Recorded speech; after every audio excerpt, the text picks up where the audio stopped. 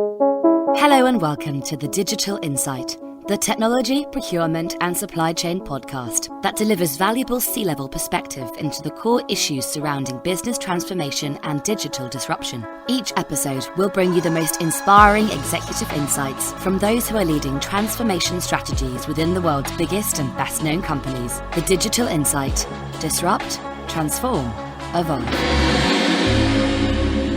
Welcome to the Digital Insight, the official podcast series for Interface and CPO Strategy magazines. Today we're joined by Steve Morgan, Partnership Director at Agilisys, who is here to discuss the post-COVID future of health and social care in the UK and how technology and big data can start to address and transform this sector. Thank you for joining us today, Steve. I mean, obviously, COVID has affected everything and everyone, including every kind of industrial sector and as we mentioned, healthcare, social care.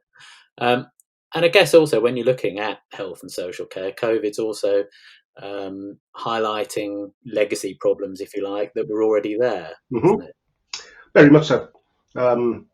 I mean, dare I say, one of the legacy problems that we've had since 2014, with modifications to the Care Act, has been the whole piece around the integration of health and social care. And, I do feel that if more progress would have been made around that integration, then, potentially the impact of coronavirus may not have been as bad as it would have been. For instance, issues like discharge into care homes without being tested, which has gone between, obviously, acute health into social care. I don't believe that would have happened if there would have been more integration. And very briefly, because I know it's a massively complex topic, but looking at some of the bigger challenges that the health and social care sector has faced during COVID, or what would you say the biggest problems that certainly have inherently been there and which COVID has kind of amplified, if you like? Oh, that's probably a 3-hour conversation, but let me try and be brief. There are any number of challenges which have been emerging and progressively getting worse over the years. But what I would suggest is the biggest challenge that's going to face both health and social care is the aging of the population. And we have seen the average age of the UK population growing over time. I mean, one of the facts that I always find fascinating is children born in 2018, 25% of them roughly will live to be 100. But against that, the healthy life expectancy is not keeping pace with life expectancy itself. So while we are going to have an aged population, then the chances are, in terms of some of the health various comorbidities, it's going to affect that group of people are likely to get progressively worse. Offset that against if you look at the 18 to 24 year olds and the 24 to 30 year old demographic, then they're not projected to grow at all. And yet they are going to be the taxpayers of tomorrow who have to pay for the care of the ever aging elderly in the UK. But there's a whole 3-hour story that sits around that, you understand. Yeah. And obviously, having been through a few of your reports on this subject, obviously we've also, got situations such as underfunding, haven't we? And you were saying earlier, a lack of joined-up thinking and integration too. So the challenges are quite stark, aren't they? No, very much so. You may have seen in the news this week. I'll give you 2 examples of challenges which keep on emerging. You will have seen in the news the latest increase to the real or the national living wage. If you look at the domiciliary care market, especially the private providers who operate on margins of around 9% at best, where 95% of their cost is labour, of which the vast majority are on, minimum wage. A 1% increase of the national minimum wage basically cuts the margins they operate on by about 0.75%. And that's been built on continually pressing, the economics of care, to the point where, some real action is going to be required. And one other piece of the emerging news, which I picked up when I was listening to Radio 5 a few weeks ago, where we're seeing a dramatic increase in the number of women who reach the age of 80 who are childless. And why does that matter? If you look at the simple fact that the children of the elderly are the largest cohort of carers in the UK, the informal carers, about £9-10 billion a year. The more people who reach that age without children, again, are going to put further pressure on the care sector, and especially the public purse. And obviously, this is leading to a greater need, isn't it, for some kind of solutions? And it seems to be technologies ever increasingly looking to, people are looking in that area in order to address some of these concerns, aren't they? Oh, very much so. And I think the key message, Andrew, is we cannot deliver care in the way that we used to do, but going back into 2019. The impact of the pandemic is still going to stay with us probably for another 12 months before, we get to a position of any form of safely having face-to-face contact with care workers. And that's why obviously the use of technology, especially those people who are most vulnerable and those who feel most isolated, has to play a part in going forward for two reasons. One of which is it connects the vulnerable in society, back with family, friends, and other people who can help them, with that level of isolation. But secondly, what it does, it enables us to reduce the overall cost of care. And given, we're not bankrupt yet, but, we have some severe budget constraints that we'll need solutions for. Anywhere where we can reduce the cost of that care is, would be warmly welcomed, I think. And what kind of work is Agilisys doing in this arena? So we are looking at a number of areas, because obviously we're advising our customers at the moment in terms of the approach to take. A number of local authorities we have seen of late are coming to market for what they call technology-enabled care, which is, the use of intelligent devices within a home, that people can use for, to make contact with. The advice we're actually giving people is you are asking the wrong question. If we're going to, fundamentally change the way care is delivered, then what we are advising people is there's a holistic view that needs to be taken across how the service operates, what the organizational structure is, what are the framework of technologies, given that there's no one single technology that will be able to meet the needs of all of the groups who will need assistance going forward. And so it's really a service redesign activity we are advising people through. Now, in addition to that, we've built a framework of partners who use digital as a channel to deliver, care services, and that's in the areas from, again, the basic connectivity with video connectivity, the ability to apply sensors, the ability to tie clinical grade sensors in there for, health diagnostic also.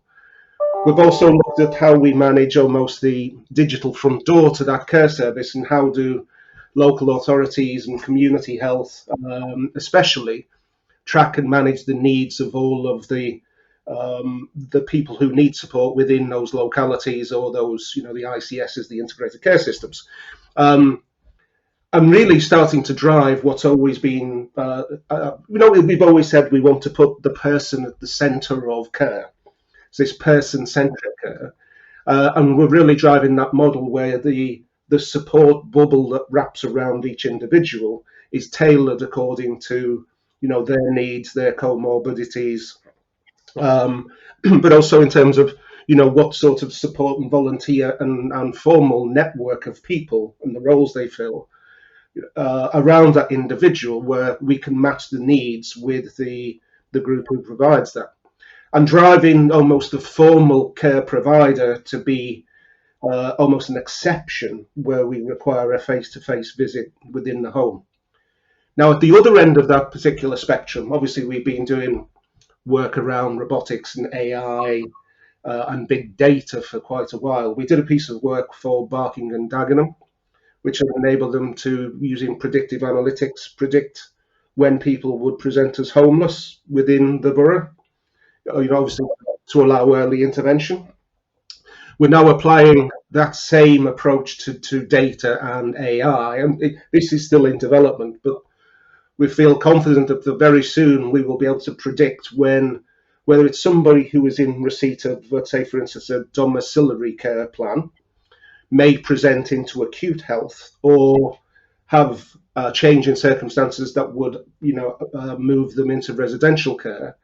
And we're also looking at whether we will be able to predict those people who are not in receipt of any care plan at all, but have presented, to a number of public sector services to say that, some level of early intervention is required. The key behind that, and again, you will know this, is the average cost of an hour of domiciliary care traditionally is £16.86 in the UK. I don't know why I know these numbers. If an individual presents and needs to be admitted into acute health, with, for instance, into a foundation trust, the minimum cost just for the bed is £400 a night. So the early intervention, keeps people happier and prevents long-term stays, post-admission, which are a major strain on the public purse. I've spoken to quite a few business leaders and people in the technology space who kind of also talked about how COVID has also kind of represented so far if you like, an era of mass acceleration in terms of innovation. Have you kind of found that COVID, or are there any sort of learnings that you've made or Agilisys has made during this pandemic that you might be carrying forward? So I'm going to give you an answer which you may think is the wrong one, but the biggest change that we have seen by way of impact of the pandemic, which I feel is a real opportunity, is the public sector is making decisions faster than I have ever seen before. And a lot of the reasons why, and it's understandable, if you look at central government, if you look at regional government, if you look at the Department of Health and Social Care, they tend to be, they are political in nature, and therefore, bureaucracy does tend to get in the way of making decisions. All that seems to have gone, and people are making decisions based on information, as I say, in the shortest possible time frame. Now, that does two things. That enables us to rapidly deploy and agree on capability that we believe can make a difference. But secondly, and probably more importantly, and this is where the technology angle comes in, and especially working with innovative companies, making quick decisions means that you can fail fast, and failing fast gives you good progress. I mean, in terms of kind of where we are right now, what would you say? Where are you sort of putting most of your attention at the moment? And that's kind of talking from sort of Agilisys' point of view. I think most of the attention that we're playing at the moment, because I think we are not an organisation who builds intelligent smartphone, tablet type devices and puts them into homes. We focus in terms of transforming services. Now, the biggest transformation for services in the UK has to be the true integration of health and social care and the creation of the integrated care systems that have been talked about for a long while. because that will give us a step change in terms of the overall delivery paradigm, not just a change in one element of technology. Now, if we think about how that type of organization focused on all demands within a locality can really start to embrace the technology enhancements that have been made. Even if you look in some of the synaptics, the knowledge learning, the Azure based capabilities that Microsoft is coming to market with now, which really helps to drive insight when it comes to looking after individuals, and especially vulnerable individuals within those communities. So our focus is on helping the NHS and local government come together as those coherent organisations, and helping with the transformational elements that will be there. That's the things like service design, target operating model, some of the strategic things. The digital strategy that enables the technology to support the business going forward as that joined up business. And personally, if we can do it, and I don't see any reason why we can't, I think, the benefit that we'd get as a population, it'd be quite exciting to see that come together. And as we discussed earlier, I mean, some of these problems were going to be there anyway, weren't they, COVID or not? Oh yeah, yeah.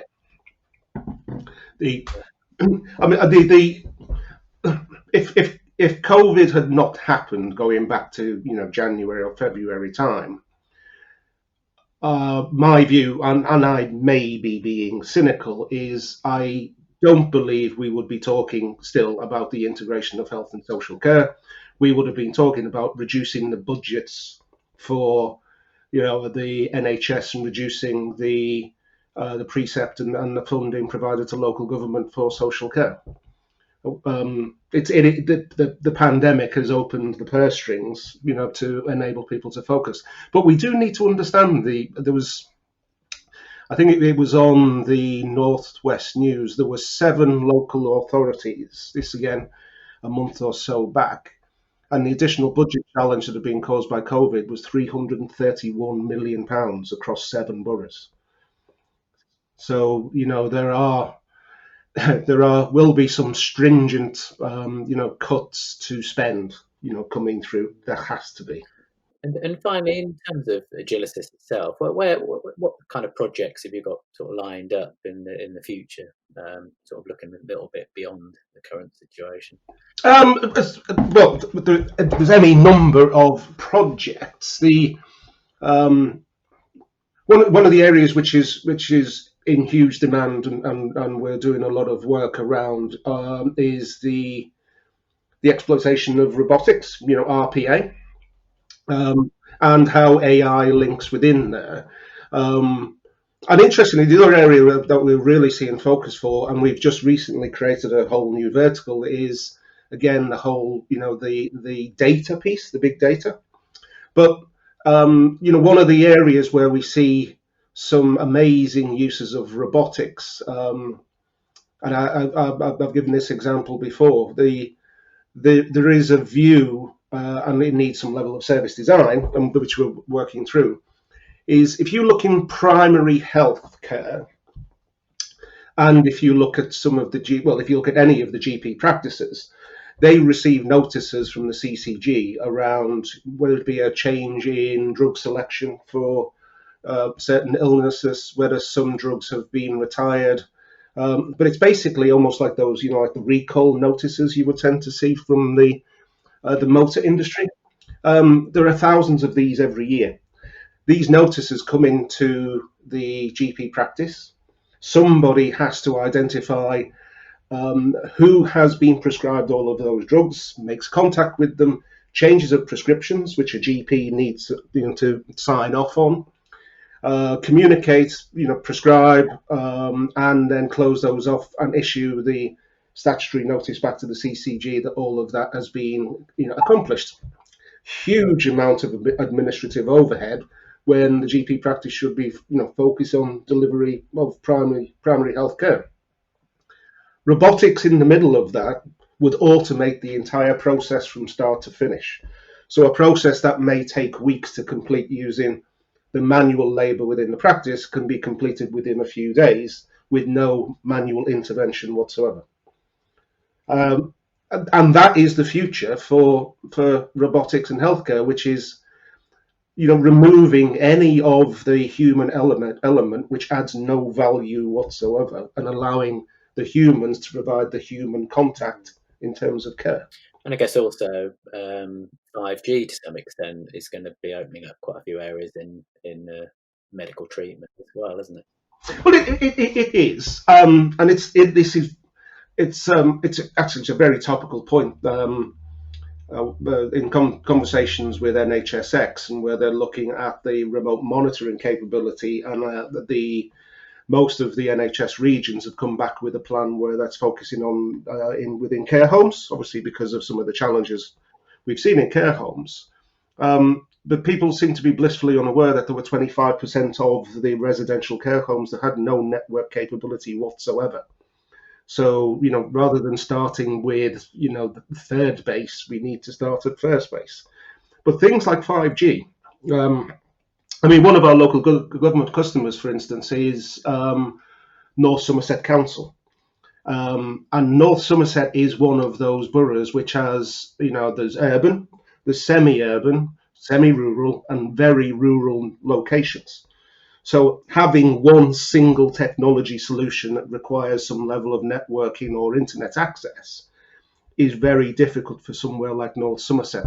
And we were delighted to see that the government is, I think, they're contributing £100 million to the full deployment of fast broadband services, which is going to help with some of the challenges that we see in North Somerset. But you're absolutely right, 5G could be a game changer. I think there's the one point I would always go back to, and I think this is part of where we talk about, the opportunities. If we can change the way that care is delivered, right, and work across organisations.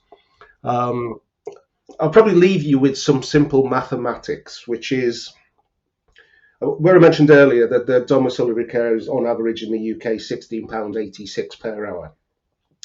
People would typically have 2 half-hour to 15-minute care visits per day. Most people would have 7 days a week, but slightly reduced over the weekend. If we were able let's say, for instance, if there were 2,500 people in receipt of a care plan within a local authority borough, and we were able to displace less than 50% of that formal attended care for those 2,500 people, the net savings could be as big as £10 million a year with an improvement in service. And given the parlous state, of some of the finances, and recognising that, we need to look after the people in the best way possible, I think that is a strong message to give people that, there are opportunities if we can all work together and we can design, the services and the transformational solutions that help us achieve them. Thank you for listening to the Digital Insight Podcast in association with the Interface.net and CPOstrategy.com. The Digital Insight is brought to you by B2E Media Limited. We hope you enjoyed this episode. Please remember to subscribe, rate and review. And don't forget to check out our podcast archive at www.b2e-media.com/The Digital Insight.